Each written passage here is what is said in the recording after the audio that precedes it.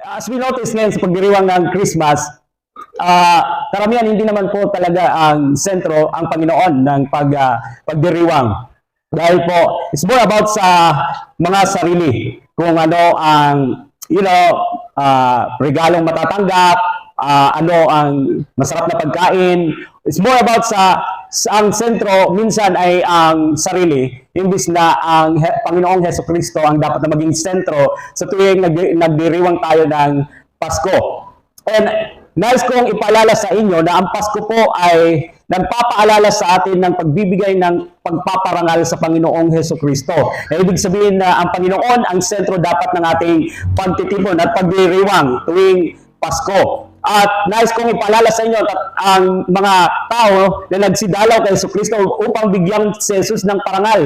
I-honor si Hesus Kristo sa kanyang katawang tao, sa kanyang birth, sa kanyang kapanganakan. I-honor si Hesus Kristo dahil naunawaan nila kung sino si Hesus Kristo. Siya ay isang king. Siya ang ipinangako mula sa lipi ni David. Nais ko pong yumuko muna tayo at manalangin bago tayo dumako sa ating pag-aaral ngayong umaga. Panginoon, sa umagang ito, ang nais po namin na ikaw ang maging sentro ng pagtitipon namin, ikaw ang maparangalan sa aming ginagawa ngayon. Pagkat ito naman talaga, Panginoon, ang nararapat sa tuwing kami ay nagtitipon-tipon, na ikaw ang maging sentro, may pataas, ang patungkol lahat sa aming ginagawa ay dapat para sa iyo at ikaw ang maging sentro, ikaw ang maparangalan. Sa umagang ito po, Panginoon, pinagkakatiwala namin ang aming lahat na gagawin sa buong araw na ikaw, Panginoon, na maparangalan. At Panginoon, sa umagang ito, patuloy ka magpaalala, mag-refresh at patuloy ka magsalita sa bawat isa patungkol sa iyong pagkatawang tao upang kami tubusin sa aming mga kasalanan. At ito po ay magbibigay, nararapat o dapat na magbigay ng kagalakan sa bawat isa. At sigurado, Panginoon, na magagalak ang bawat isa dahil nauunawaan po namin kung gano'ng kalaking regalo ang natanggap namin mula sa iyo. Sa umagang ito, hinihiling po namin banal na Espiritu na siyang mangusap sa aming pag-aaral, sa aming pagbabasa ng iyong salita at pag-aaral ng iyong salita. Pinagkakatiwala namin ang buong oras nito sa iyong kamay sa pangalan ni Jesus.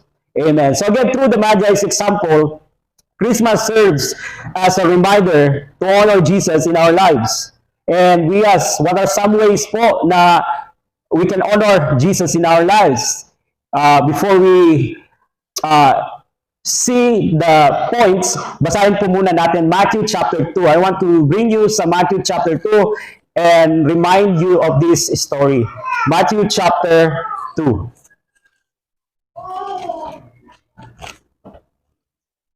Hanggang verse 12 po, verses 1 to 12.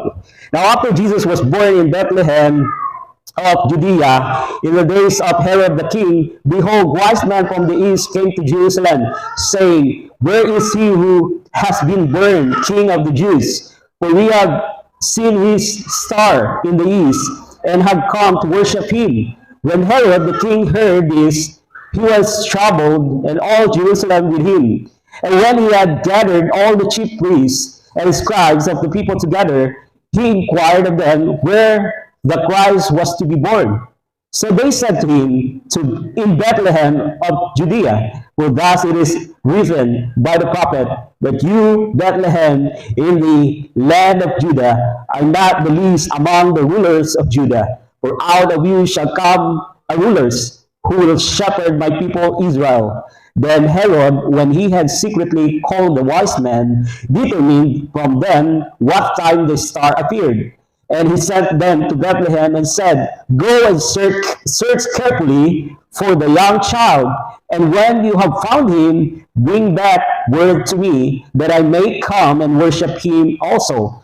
When they heard the king, they departed, and behold, the stars which they had seen in the east went before them, till it come and stood over where the young child was. Notice, young child was, hindi po sinabi dito baby. Young child po ang sinabi dito nang nakita na nag-arrive ang 3 wise men at hindi po 3 hari, kundi wise men or magi. So, napakabuti po, napakaganda na palagi binabasa natin ang Bible.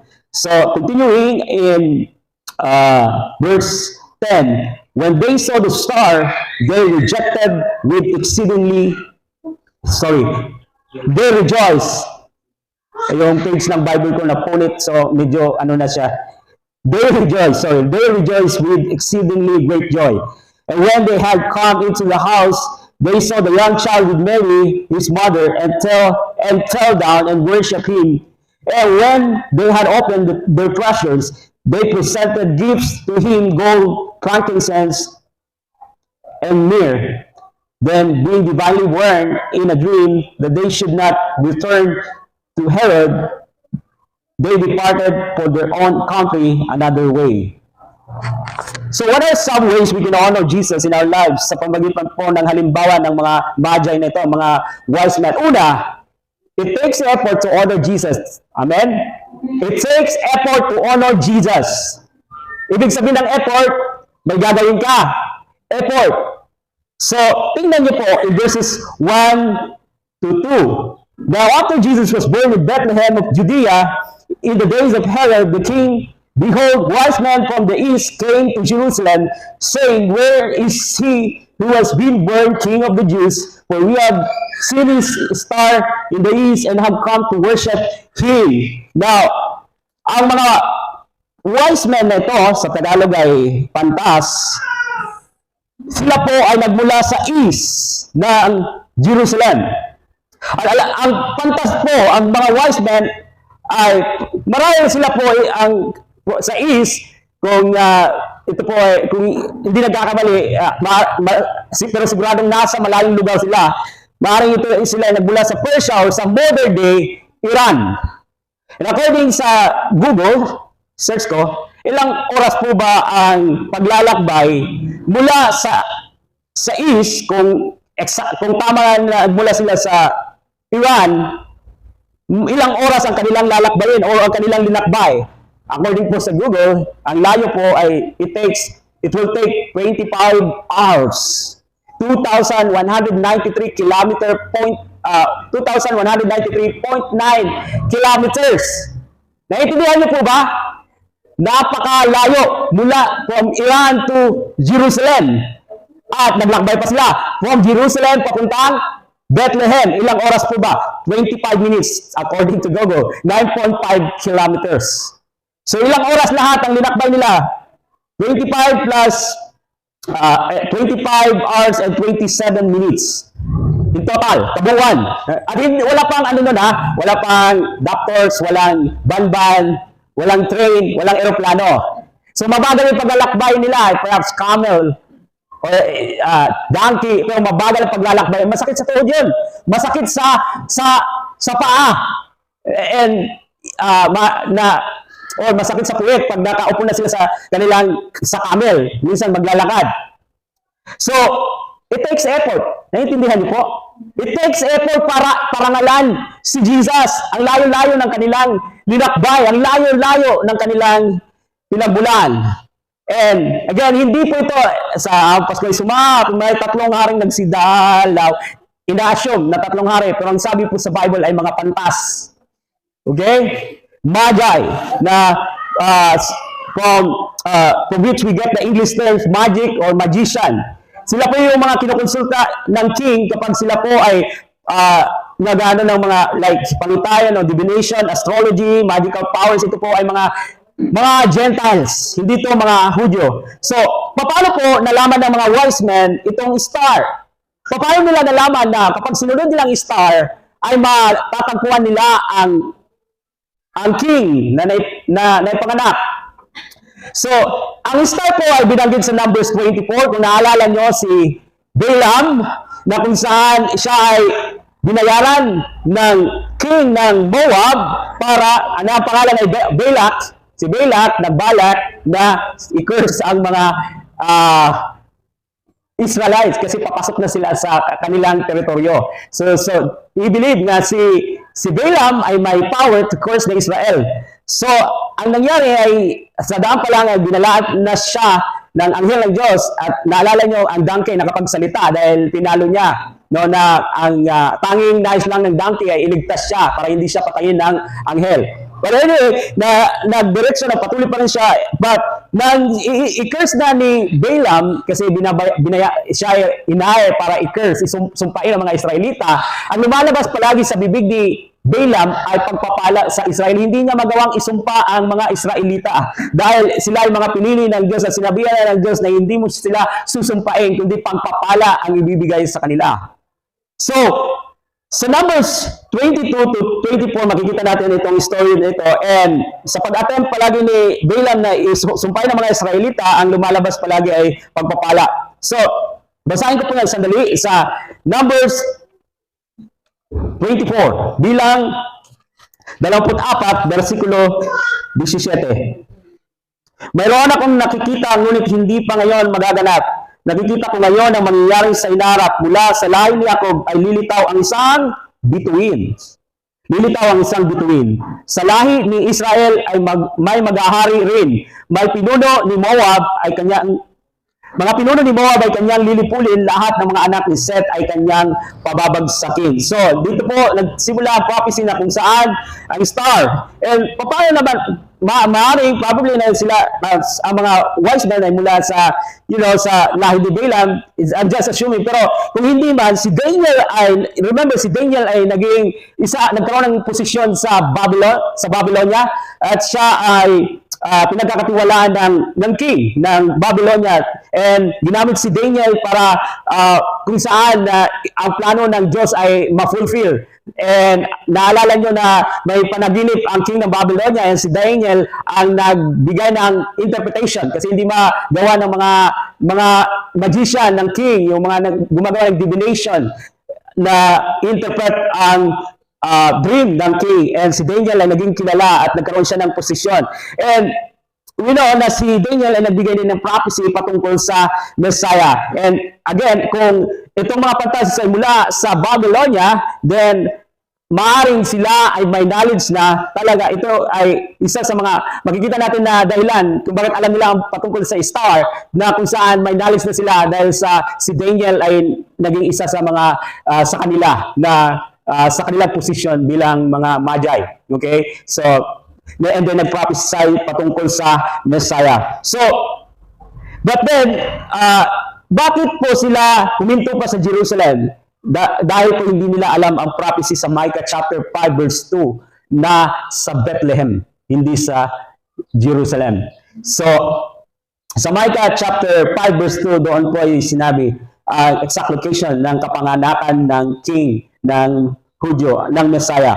So yun po, it makes sense kung bakit huminto po sila sa Jerusalem. So, if these wise men were the Babylonian wise men formerly led by Daniel, then aware talaga sila ng prophecy. Aware sila ng prophecy dahil ito ay binapisay din ni Daniel. So, we see that the Magi put forth a lot of effort. Sila po ay naglakbay, napakalayo, more than 25 hours para parangalan ang hari. At sinasabi po ng Biblia na we also put effort sa pagpaparangal sa Panginoong Jesus. Nais ko po ang basahin sa Efeso 2, versikulo 10. Kung ano tayo ngayon ay gawa ng Diyos sa pakikipag-isa natin kay Kristo Jesus, ay nilikha niya tayo para sa mabubuting gawa. Take note, para sa mabubuting gawa na inihanda niya noong una paman upang gawin natin. So, may effort po ba na nabasa natin? Mayroon bang binanggit doon? Mabubuting gawa. To honor, to glorify God. And another reference sa Santiago chapter 2, verse 14 to 17. Sabi po dito, mga kapatid, ano ang pakinabang kung sabihin ng isang tao na siya ay may pananampalataya, ngunit hindi naman niya ito pinapatunayan sa gawa? Maliligtas ba siya ng ganoong uri ng pananampalataya? Halimbawa, may isang kapatid na walang may suot at walang makain. Kung sasabihin ninyo sa kanya, patubayan ka naman ng Diyos, magbihis ka at magpakabusog, ngunit hindi naman ninyo siya binigyan ng kanyang kailangan, ano ang silbi niyon? Hindi naman patay ang pananampalatayang walang kalakip na gawa. So, nais ko pong itanong sa bawat isa sa atin, gaano po ba kalaking effort ang ilinalagay mo, ang ginagawa mo para maparangalan ng Panginoon sa buhay po natin? How much effort do you put forth to honor Jesus? It takes effort to honor Jesus. How much effort do you really put forth to worship Him? You know, I'm sad na when we worship, sometimes there are some that, like, there's no effort. Parang hindi po nag-breakfast. And hindi po naiintindihan, parang hindi mo naiintindihan na kung sino ang kinakantahan mo, kung sino ang pinaparangalan mo, kung sino ang nasa harapan mo. Parang normal lang na tao, parang walang kasigla-sigla. Pastor, may problema ako sa buhay. Kaya hindi ko magawang kumanta at magpuri sa Panginoon. The Bible says, bring a sacrifice of praise. Worship is, yung pagpaparangal sa Panginoon is hindi po nakabase sa iyong emotion at hindi po nakabase sa iyong sitwasyon. Ito po ay nakabase kung sino ang Panginoon sa buhay mo. Some of us, parang, hindi nauunawaan kung sino ang nasa harap natin, kung sino ang kinakantahan natin, kung sino ang pinaparangalan natin. Hindi po siya isang normal lang na tao na basta kung feeling mo kumanta ka, feeling mo magpuri, okay, magpupuri. Kung hindi mo feeling, ay wala ka sa mood, hindi mo gagawin. It takes effort to honor God. Do you understand? Naiintindihan po ba natin? Kung naiintindihan mo kung gaano kalaki ang pag-ibig ng Diyos sa iyo, kung naiintindihan mo kung gaano kadakila siya sa buhay mo, ibibigay mo ang best mo. Ibibigay mo. Kung mga yung mga siguro, mga politicians siguro, papuntahan ka sa bahay nila, you will make effort para talaga pumunta doon, talaga mag-uuna-unahan pa. Pero ang Panginoon, ang Diyos, ay kinakantahan natin, sinasamba natin, pinaparangalan natin. Kung nakikilala mo siya sa buhay mo, ibibigay mo ang buong lakas. Love the Lord with your God, with all your strength, with all your soul, with all your mind. Ibibigay mo ang lahat sa kanyang ang karangalan na nararapat sa Diyos. And here are some ideas to put forth some effort in worship. Maybe you need to take some efforts and learn inaawit natin that you might sing with understanding. Then, I understand na means may mga English na siguro ang iba hindi naiintindihan. Pero, minsan, as I observe kahit Bisaya, it's like matamlay po, minsan ang iba. And the point is just, kailangan po natin na maintindihan na nandito po tayo palagi nagtitipon-tipon, hindi po para sa ating mga sarili. Nandito po tayo para sa Panginoon upang bigyan siya ng parangal sa ating buhay. Pasalamatan siya at purihin siya. Amen?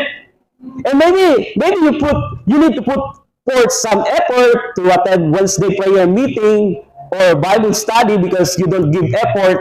Maybe you trade Sunday, Domingo service to other things.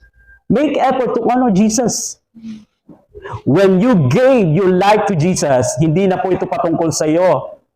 Patungkol na po ito sa kalooban ng Diyos sa buhay mo. When you say, I'm a Christian, when you say, I am a believer, ako ay Kristiyano na, that means Jesus must be the center of your lives. Tama po ba? Tama po ba? Si Jesus ang dapat na maging sentro maparangalan sa ating buhay. So how much effort do you put also sa pag-win soul, sa pagdadala ng kaibigan sa Panginoon na sila ay makakilala sa Panginoon, makarinig ng gospel. Jesus himself put forth great effort to win souls. Ano po yung ginawa niyang effort? Iniwanan niya ang magandang katayuan niya sa heaven. He left heaven and went to the cross para magdusa. Gano'n po kalaking effort yun? Dahil sa pagmamahal ng Panginoon sa atin. So, the question is, are you willing to speak a word, to magbahagi, to share Jesus sa iba, sa iyong mga kaibigan, sa iyong mga neighbor? Kailangan mo bang mag-put effort sa pag-alam kung paano i-win sila sa Panginoon? Alam niyo ba na ang soul winning ay business ng ating Panginoon? You remember na when he was a boy, na kung saan pumunta sila sa Jerusalem, and then kasi lahat ay once a year dapat na pumunta sa Jerusalem para sa feast. And then umuwi na yung mga parents niya, siya ay nagpaiwan. Hindi alam ng mga parents niya na siya ay naiwan sa Jerusalem kasi grupo sila grupo kapag pumupunta sila, kaya yun ang dahilan hindi kagad napansin nila. So bumalik si Mary at si Joseph, and so you remember, sabi nila, bakit mo ginawa ito sa amin? So sabi nila, hindi mo sinabi kung na nagpaiwan ka pala. And so sabi ni Jesus, don't you know na ginagawa ko ang business ng Ama? At anong business ng Ama? Ang mag-win souls, ang magdala ng kaluluwa sa Diyos. And so will you put forth that effort to know kung paano mag-share ng iyong pananampalataya sa iba? And another question, gaano ba laking effort ang ibinibigay mo para paglingkuran ng Diyos? What if, kung kailangan mo mag-travel ng more than 25 hours to lay the gifts at the feet of Jesus? Magta-travel ka ba? More than 25 hours? Yun ang nakakalungkot na question mark for some, because kahit nga lang malapit po, nahihirapan na. Gaano ko pa kaya kung more than 25 hours? And I know this is really piercing to the heart. Piercing, tagos sa puso. Nangungusak. Kasi talaga, if you want to honor Jesus, it will take effort para parangalan mo si Jesus. Amen? So, are we putting forth effort to do the will of God? God expects us to be a people who put forth some effort. Pangalawa po, it takes submission to honor Jesus. It takes submission. Verses 3 to 8 po. Balikan po natin sa Matthew chapter 2. So 1,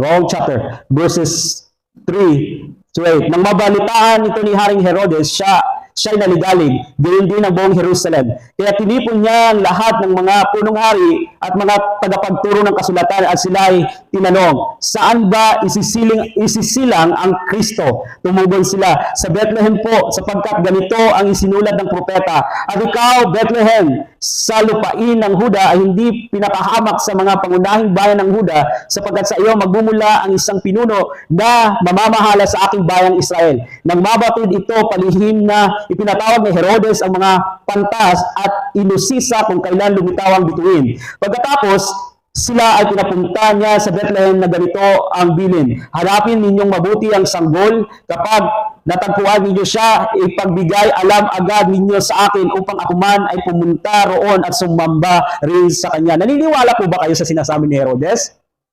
Patuloy niyo pong basahin ang chapter na ito at malalaman niyo kung anong tunay na balak ni Herodes. Sa verses 16 hanggang sa katapusan ng versikulo ng chapter na ito. So, una, nais ko makita ninyo na nagkonsulta si Herodes sa mga sacerdote, mga priest. Alam nila ang scripture, pero hindi ba kayo nagtataka na hindi sila sumama para sa mga pantas para hanapin ang batang ito, ang hari na ipanganak, ang hari ng mga Hudyo?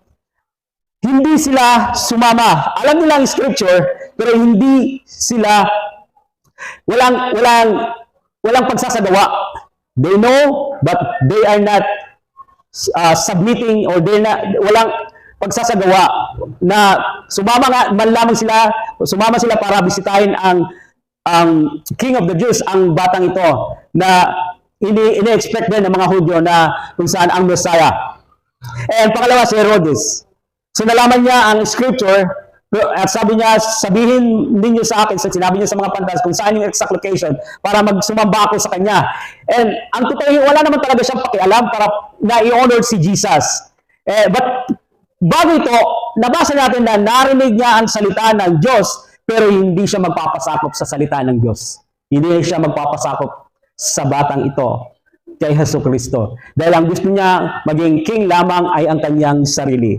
In fact, he will attempt to kill Jesus. But we are aware po sa plano niya na hindi po ito magsasucceed. At again, gusto niya na walang ibang hari kundi siya lamang ang king. Kaya nga, pinapatay niya lahat ng mga bata. Kasi gusto niya siguraduhin na mapatay ang Messiah, itong bata na ine-expect ng mga Hudyo, ang hari ng mga Hudyo. So, hindi siya gustong magpasakop kay Jesucristo. And ang tanong po natin, kung ating i-connect sa ating sarili. Si Herodes, ayaw niya maging king, si Jesus. Ang gusto niyang maging king, siya lang. Ang tanong po dito is, sino po ba ang hari ng iyong buhay? And I know na ang sagot niyo po is Jesucristo. Okay. Si Jesus ang hari ng inyong buhay. Pero ang tanong, nagbibigay po ba tayo ng pagpapasakop? Are we willing to submit to Him? Is Jesus already the Lord of your life? Pag sinabing mong Lord, siya ang nasusunod. Hindi ikaw. When we honor Jesus, we submit to Him. We submit to Him. Jesus is being called by many people today. Maraming mga tao nagsasabi, Lord, Lord. Pero hanggang lang po sa bibig. Hanggang lang po sa nguso. Hindi po sa puso. They are not submitting to His authority. They are still inclined na nagpapatuloy sa sin. I know we sin, but if you are a Christian, though you sin, but wala na pleasure sa imo ang kasalanan. You stand up, bumabangon ka, and you confess your sin sa Panginoon, and you decide to obey the will of God. So, Matthew chapter 7, verses 21 to 23. Ito yung mga tao na marami nagsasabi, Panginoon, Panginoon. Hindi lahat ng Panginoon, nagsasabi ng Panginoon, makakapasok sa kaharian ng Diyos. Matthew chapter 7 verses 21 to 23. Hindi lahat ng tumatawag sa akin, Panginoon, Panginoon, ay papasok sa kaharian ng langit, kundi ang mga taong sumusunod sa kalooban ng aking Ama na nasa langit. Sa araw ng paghuhukom, marami ang magsasabi sa akin, Panginoon, hindi po ba sa iyong pangalan ay nangaral kami? So they know the Word of God. Nangaral sila. Alam nilang Bible. Nagpalayas ng mga demonyo, they can cast out demons, at gumawa ng mga himala. Ngunit sasabihin ko sa kanila, hindi ko kayo kilala.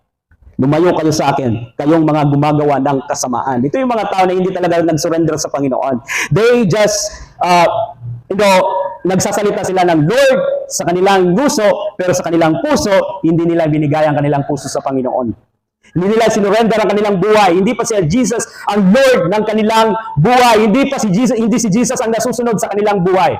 Kundi sila pa rin ang sentro ng kanilang buhay. Number 3, verses 9 to 11. It takes presence to honor Jesus. Verses 9 to 11.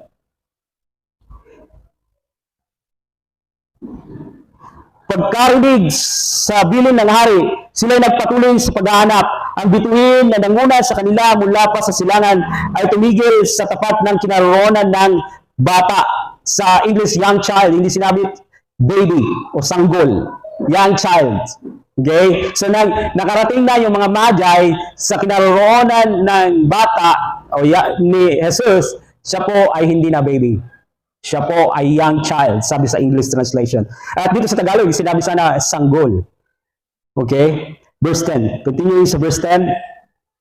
Ganoon na lamang ang kanilang kagalakan nang makita ang bituin. Pagpasok sa baya, hindi sa sabsaban. Napansin niyo?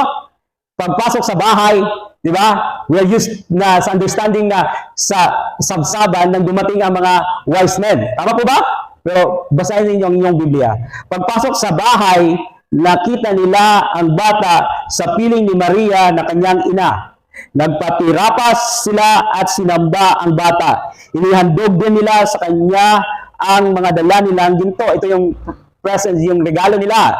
Ginto, insenso, at mira. It takes regalo. It takes presents to honor Jesus. So nagbigay sila ng presents. They presented yung regalo ng ginto, nagregalo sila ng ginto, frankincense, at myrrh. So, of course, kasi naiintindihan ng Magi na ang hari ay naipanganak, ang hari ng mga Hudyo. So, ang regalo din ay special. Dahil special si Jesus. Special po ba sa atin si Jesus? So, nagbigay sila ng special na regalo. Ginto, ito ay gift para sa isang king. Frankincense, napakamahal po nito, expensive po ito na elements na ginagamit ng mga sacerdote, and anointing oil. It is obtained, ito po ay, again, expensive, mahal. At isa pang regalo nila ay myrrh. Ito po yung ginagamit sa pag-iimbang, and ito yung nagre-represent sa kay Jesus. Siya ay king, gold, and again, ang myrrh is, ito ay, I believe ito ay nagre-represent sa kanyang death, kasi ito ginagamit sa mga patay itong isang regalo yung myrrh. So, the Bible teaches that na para naman sa atin, ano po ba pwede natin ibigay sa Panginoon? The Bible teaches us na ang ating ihahandog sa Panginoon, ang ibigay natin ay ang katawan na ito. Ang katawan na ito para parangalan ng Diyos. Nais ko po sa inyo ipaalala ang Roma Kapitulo 12. Roma Kapitulo 12, versikulo 1 hanggang 2. Kaya nga mga kapatid, alang-alang sa masaganang habag ng Diyos sa atin, ako'y nakikiusap sa inyo na ialay ninyo ang inyong sarili bilang isang handog na buhay, banal at kalugod-lugod sa Diyos. Ito ang karapat-dapat na pagsamba ninyo sa Diyos. Huwag kayong makiayon sa takbo ng mundong ito. Sa halip, hayaan ninyong baguhin ng Diyos ang inyong pag-iisip upang maunawaan ninyo ang kanyang kalooban. Sa gayon, magagawa ninyo kung ano ang mabuti, kalugod-lugod at ganap na kalooban ng Diyos. So, ang hinihingi sa atin ng Panginoon ay ang mabuhay tayo para sa Kanya. We are to die to self and live for Him every single day.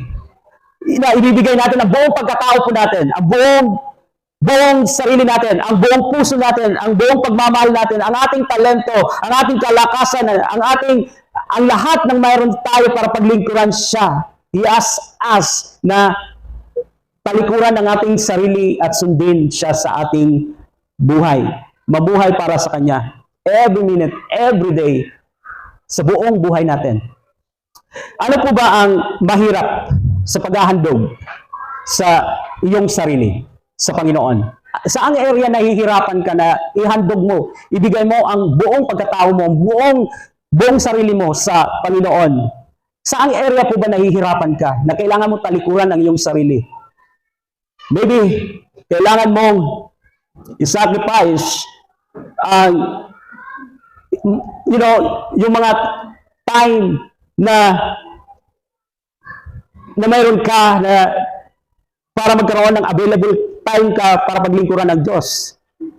Marahil, kailangan mo sacrifice ang pag-standby lang sa bahay, pagtulog, para magkaroon ka ng time sa pagdalo sa pagtitipon, o sa pag-sacrifice ang time na matulog lang, ibis na matulog lang ay magbigay ng time para magbasa ng salita ng Diyos. Perhaps, kailangan mo i-sacrifice ang pagkamahiyain mo, pagka matatakutin mo, para magawa mong maibahagi si Jesus sa ibang tao. Saan po bang area nahihirapan ka, na ihandog mo, ibigay mo ang buong pagkatao mo sa Panginoon, buong sarili mo? Alam niyo po, tinatawag tayo ng Diyos na ihandog natin ang ating sarili sa Kanya. Ibigay natin ang ating sarili. Hindi po para tumbasan ang Kanyang ibinigay sa atin dahil hindi natin matutumbasan yon, kundi bilang pasasalamat at pagsunod sa Panginoon, nais nating ibigay ang buong pagkatao natin, buong sarili natin sa Panginoon. Yan po ang pagiging Kristiyano, ang pagsunod sa Panginoon. Wala kang gold, wala ka sigurong gold na ibigay, Lord, wala kang gold, wala akong mamahaling bagay na pwede kong ibigay sa iyo. Pero naalala nyo, si Peter sa isang nang sinabi niya isang tao na nalilimos doon sa harapan ng templo, wala akong salapi, wala akong gold, pero meron akong mas mahalaga, mas sigit pa sa gold at ginto, kundi ang Panginoong Hesukristo. Meron kang Jesus sa iyong buhay. At ano naman ang meron si Jesus? Meron ba siya? At siya ba ikaw ba ay sa Kanya? Sinasabi mo si Jesus ay akin. Pero ang tanong, ikaw ba ay sa Kanya? Ibinigay mo na ba ang buong pagkatao mo, ang buong sarili mo? Inihandog mo na ba sa Kanya? Tapusin ko po, verse 12, back sa ating chapter. It takes obedience to honor Jesus. Pagsunod sa Kanya para maparangalan ang Panginoon. Verse 12.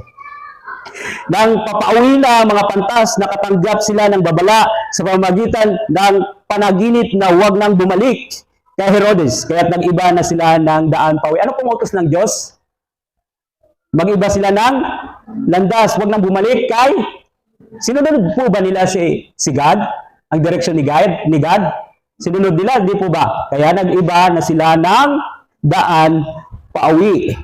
So, instruction ng Diyos, huwag kayong bumalik kay Herodes. Ito yung tamang dapat na gawin ninyo. Kasi intention ni Herodes na patayin si Kristo. So, he told the Magi na huwag na kayong bumalik kay Herodes. And, nagpadala si God ng dream sa mga Magi, and again, na hindi na sila dapat bumalik sa direksyon papunta kay Herodes. And sinunod ng mga Magi ang instruction ng Panginoon. Think about it, the meaning ng obedience ng Magi, ng mga pantas. Alam ko po, naniniwala ko na walang makakahadlang sa pagkapanganakan ni Jesus kahit pa ano ba na magyari, matutupad ang plano ng Diyos. Pero isipin niyo po na mayroong bahagi din ang obedience ng mga Magi sa plano ng Diyos. Isipin niyo po, kung hindi sumunod ang mga Magi sa instruction ng Diyos, mailalagay sa alanganin, sa panganib, ang buhay ng Messiah, and puro na lang kahirapan. Of course, matutupad pa rin ang plano ng Diyos. Pero isipin niyo, puro na lang kahirapan mula po sa bata pa si Jesus hanggang sa kanyang paglaki. Puro kahirapan kung hindi sumunod ang mga Magi sa instruction ni God sa kanila. However, nag-obey ang mga pantas sa instruction ng Diyos, at ito po ay malaking may bahagi sa moving ng story o sa plano ng Diyos patungkol sa pagtubos ng Diyos sa sangkatauhan. And we, like the Magi, need to be those na sumusunod kay God. Matthew chapter 12, verse 50.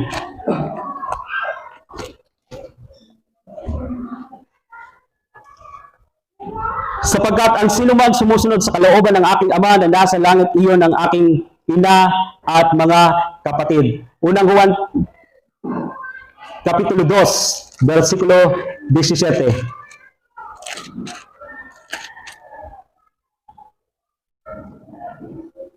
Mawawala ang sanlibutan at ang lahat ng mga bagay na pinagdanasan ng mga tao, ngunit ang mga sumusunod sa kalooban ng Diyos ay mabubuhay magpakailanman. So, it's obvious na ang pagsunod ng mga Magi, ng mga pantas, ito yung nais ni God. Si God ay natutuwa, siya ay na-please sa ginawa ng mga Magi. And, of course, He is powerful at matutupad pa rin ang kanyang plano. Pero napakaganda po dito sa story na nagkaroon ng part ang mga Magi na kung saan sila po ay sumunod sa instruction ng Diyos. Nag-obey po sila sa Panginoon, kay God. And we must never underestimate the power of our obedience. May magagawa po, malaki ang impact dito sa ibang tao kung tayo po ay masunurin sa kalooban ng Diyos. Lalo na sa mga anak natin. For example, sometimes kasi minsan, like, sinisipon ako, parang ayaw kong magturo, ayaw kong mag-teach. Pero, parang minsan gusto ko lang ipasa yung teaching mo na ipasa kay Pastor Jonas. Pero, sa heart ko, nagkukumbik si God na to continue sa pagtuturo. Kaya magturo pa rin, ibahagi ang salita ng Diyos.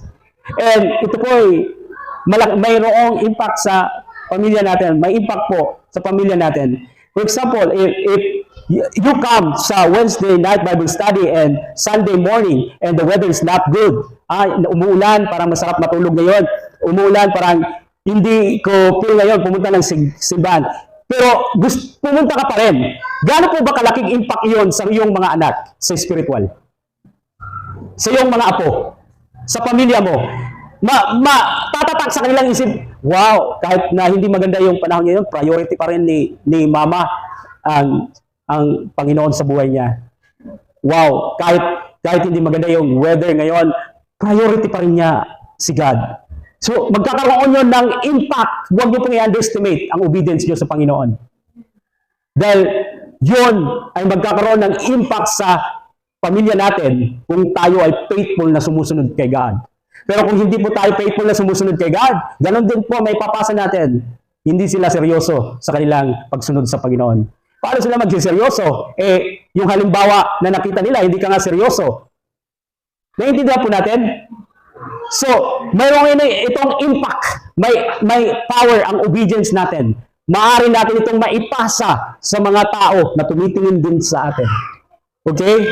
So, ang tanong ko po sa bawat isa, how is your obedience this morning? Are we obedient? Buong pusong nag-obey sa Panginoon? Let me conclude the passage this morning. Again, Christmas serves as a reminder to honor Jesus in our lives. Sa pamagitan po ng halimbawa na nakita natin sa mga pantas. And hindi po ba yung para interesting, yung title natin, Wise Men Honor Jesus. Talaga naman po, totoo naman talaga, ang mga matatalinong tao, pinaparangalan ng Panginoon sa kanilang buhay. Let's be like them. Let's be a wise people na nagbibigay ng pagpaparangal sa Panginoon. Ang kabaliktaran po is, hindi po nagbibigay ng parangal and we make foolish decision sa ating buhay. So honor Jesus in our lives, maparangalan siya, it takes effort. Remember, hindi madali pagsunod sa Panginoon. It takes effort. Diba, naalala nyo, I was reminded ngayong umaga, again, and I want to again share, i-remind ko po kayo, na kapag sumunod tayo sa Panginoon, you have to deny yourself, tanggihan lang yung sarili, take up your cross, at sumunod sa kalooban ng Diyos. It takes effort. It takes effort.